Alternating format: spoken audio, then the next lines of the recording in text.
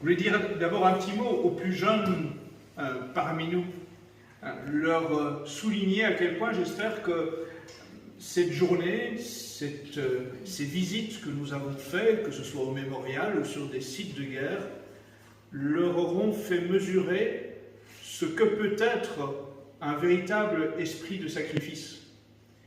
Aujourd'hui, je pense qu'il est difficile d'envisager que les jeunes Français se retrouvent dans une situation similaire et se donnent avec la même générosité, avec le même esprit de sacrifice.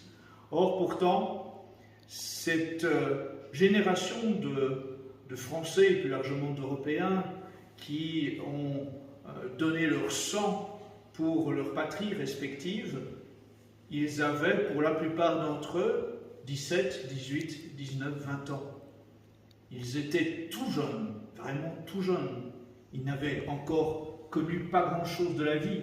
Et ils ont été mobilisés, ils ont été appelés à des sacrifices qui, je pense, dépassent l'imagination de la plupart d'entre nous. Ce que nous avons vu, finalement, cette visite de musée, ne nous donne qu'un très faible aperçu de ce qu'ils ont dû endurer, de la rudesse de ce qu'il a été exigé de chacun d'eux.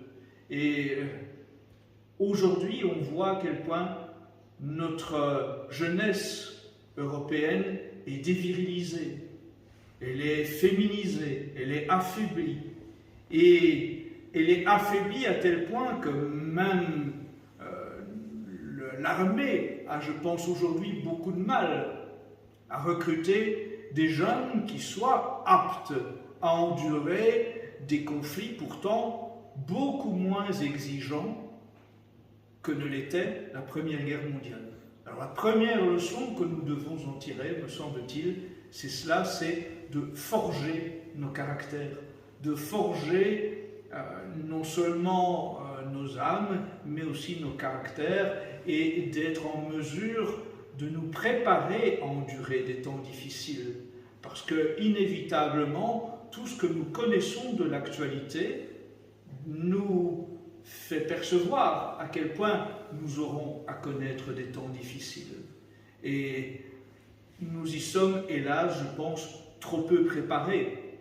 La jeune génération qui s'est donnée durant la Première Guerre mondiale pour défendre les patries respectives entraînées dans ce conflit, eh bien ces jeunesses, elles étaient issues encore de pays ruraux. La France était rurale, et parce que la France était rurale, les caractères étaient beaucoup plus trempés que ceux de la France d'aujourd'hui, de la France moderne, dont la plupart de nos guerriers sont des cyber-warriors, capables juste de se battre derrière un écran d'ordinateur, devant des jeux vidéo, mais combien seraient capables réellement de se retrouver au moins une semaine dans le froid, dans la faim, dans la difficulté.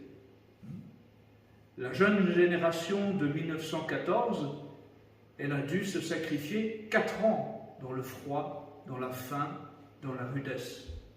Combien d'entre nous seraient capables de le faire, ne fût-ce qu'une semaine? Un autre enseignement que je voudrais que nous ayons bien en tête, c'est que cette Première Guerre mondiale, elle a aussi été le résultat des forces occultes de l'époque.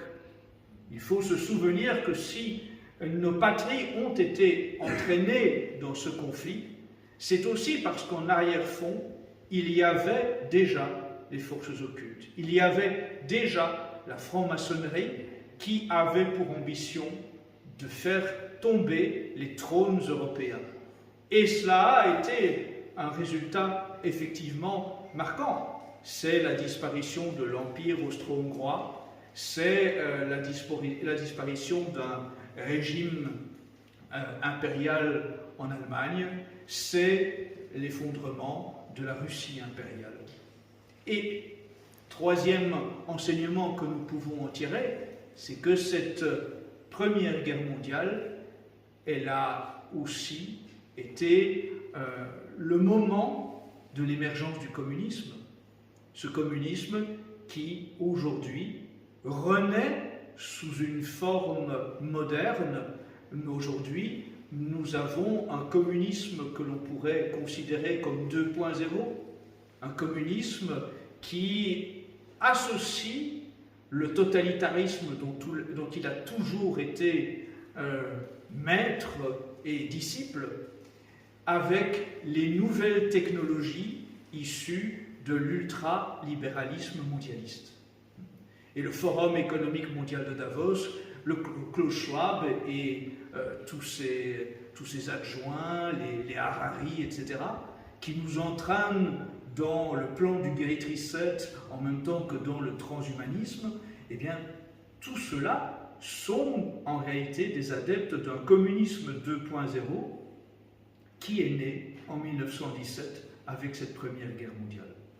Ayons bien en tête, en fait, que beaucoup de mots que nous connaissons aujourd'hui, beaucoup d'adversaires que nous combattons aujourd'hui, ont fait leur apparition ou étaient déjà à l'œuvre durant cette Première Guerre mondiale, et que donc nous avons vraiment toujours à avoir à cœur de connaître l'histoire. L'histoire est un livre ouvert pour que nous en tirions des enseignements pour demain. Le présent que nous vivons, il est déjà marqué par l'histoire. Celui qui ne connaît pas l'histoire, on le dit souvent, est amené à revivre le passé.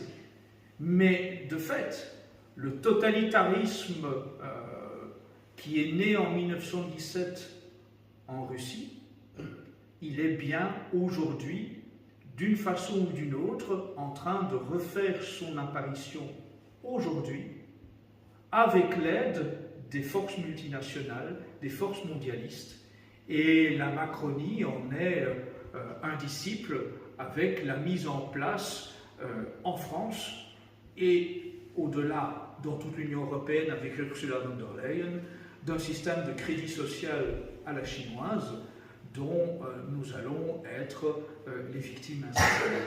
Donc, ayez à cœur de connaître l'histoire, ayez à cœur de ne pas simplement avoir vécu ça comme une bonne journée de cohésion, mais ayez à cœur de connaître l'histoire pour en tirer des leçons, ayez à cœur de vous forger un caractère digne de ceux qui ont donné leur vie ou leurs meilleures années durant la Première Guerre mondiale. Merci.